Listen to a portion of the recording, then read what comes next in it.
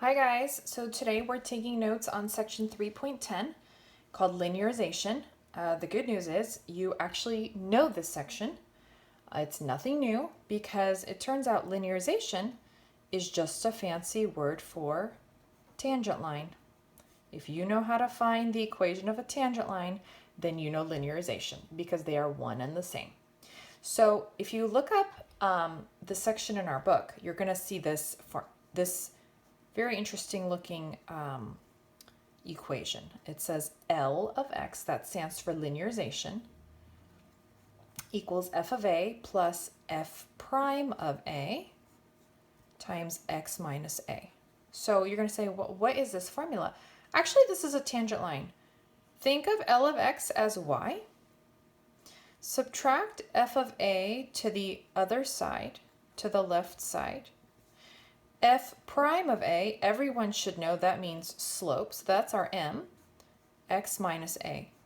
Well, I do believe this looks like point, slope, form of a line. Okay?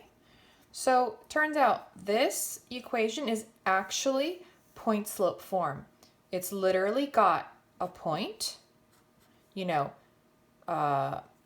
x1, y1, and it's got an m. That's all it is. And so I'm going to do a few examples for you so you know. So what the point of this section is, sometimes we get a function, let's say, whatever, I don't know what the equation is, but let's call it f of x. And you have a tangent line to the function. We'll call that a. Sometimes the function in question will be a complicated function, and so it'll be really hard to plug in an x value into it to get a y value. Let's say you're looking for a point right here. You're looking for the y value here. So what we do is we use the linearization, also known as the tangent line, L of x, tangent line, okay? And we actually use, instead of the exact y value on the curve, we use the y value on the tangent line, because if you zoom this in a lot, okay, like really zoom in a lot, okay, then the tangent line and the curve are so close to each other that the difference in the y's, which by the way is called a differential, isn't going to make a difference. So we use the y value on the tangent line to get a good approximation of the y value on the actual curve. Okay, so example 1. Find the linearization, and I don't want this word to scare you. You can just replace it with find the tangent line of this curve f of x equals rad x plus 3 at a equals 1. And you know that a and x are interchangeable, so at x equals 1. So what do you do when you have a tangent line? Do you not find its derivative? Of course, because that's your m, right? That's your slope. So the derivative of x plus 3 to the 1/2 power is 1/2 times x plus 3 to the negative 1/2, because you're minusing 1 to the degree, right? This is x plus 3 to the half, which is really 1 over 2 rad x plus 3. That's m, that's the derivative. Now we want that at 1, right?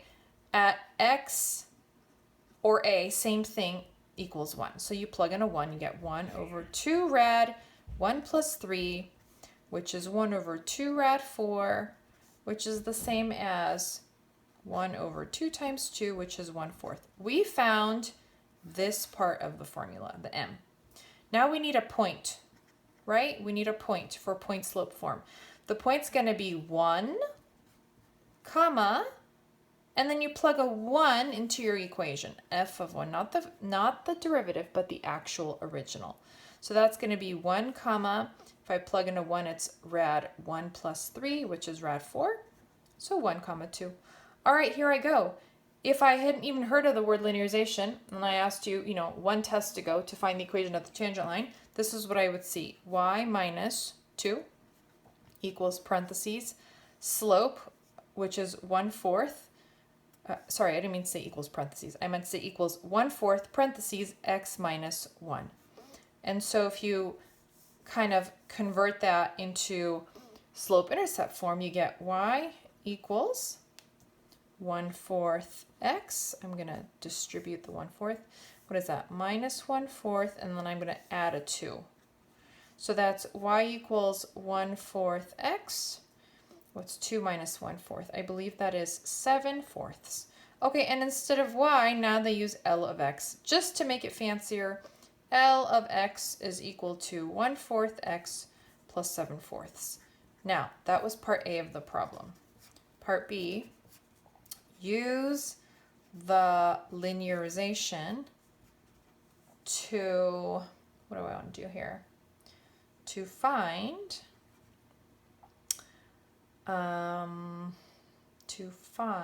what's a good one? Rad 3.98. Okay, well, if my original function is rad x plus 3, then this one can be written as rad 0.98 plus 3. Agreed? 3.98 is the same as 0.98 plus 3. I'm forcing it to look like x plus 3, which means x is 0.98. You'll notice 0.98 is super close to 1. Okay? So instead of plugging in 0.98 into the original, instead of getting the exact value of rad 3.98, I'm actually going to plug a 0.98 into the tangent line. So rad, the exact answer for rad 3.98, I can't do in my head, okay? But I sure can plug 0.98 into my tangent line. So I will get 1/4 times 0.98 plus 7/4, which is actually 1.995. So that would be the answer to part B. Okay, let me do another example.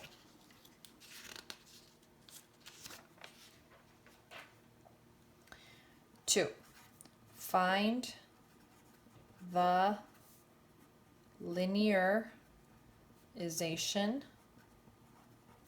of f of x equals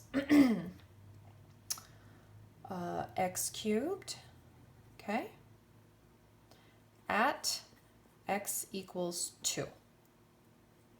Then use it, meaning use the linearization, to find 2.001 cubed. Okay, so here we go.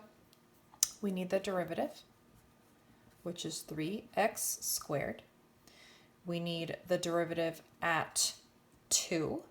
So that gives me 3 times 2 squared, which is 4 times 3, which is 12. So this is like our m. We need a point. So our point is going to be 2, comma, plug the point into the original. 2 cubed is 8. So in point slope form, I would have y minus 8 equals m parentheses x minus 2. If I convert that into slope intercept, that's y equals 12x, let's do this in one step, minus 24 plus 8, that's minus 16. So this is our L of x. L and y are the same, 12x minus 16. It says use it to approximate 2.001. Okay, so I go L of 2.001 is equal to 12 times 2.001 minus 16, which I did for you, and that is 8.012, which is not a shocker since 2 cubed is 8. You know, 2.001 cubed, I actually don't know the exact answer to 2.001 cubed. I don't know that, but this is going to be the super close approximate to the actual answer. Okay, this is approximately 2.001 cubed. L of x is on the tangent line. 8.01 is on the tangent line. This would be on the curve. Okay, so we're not actually finding the exact, we're finding the approximate. All right, one last one. How